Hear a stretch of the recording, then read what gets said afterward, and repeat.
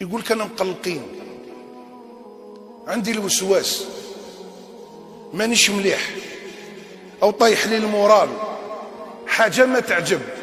تعرف علاش؟ انت راك كتبت عقد بينك وبينه بلي ما تقراش كلامه. كيف تستقم لك الايام؟ كيف تستقم لك الايام؟ النعم قدامك انت لا تشكرها. تلقاه الصباح واش راك تشوف روتين ما كاين والو، كاش جديد ما كاين. كيفاش ما كاين والو؟ كنت ميت، كنت ميتا في الليل، كنت ميت فاحياك، ما كانش حتى حاجه.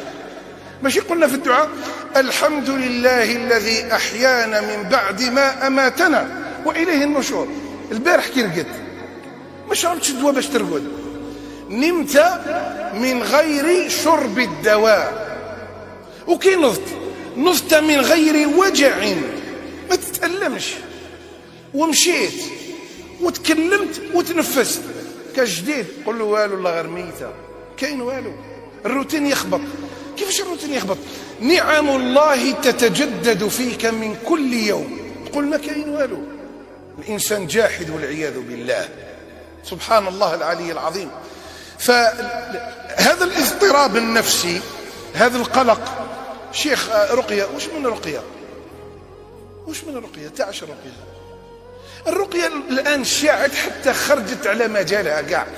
الآن الرقية، السر نتاع الرقية الآن ما بقاش. شيخ هكذا القرع مانيش مليح. كيفاش ماكش مليح؟ واش بيك؟ اني لداخل، روح قرا كلام ربي، روح داوي روحك، ما تحوس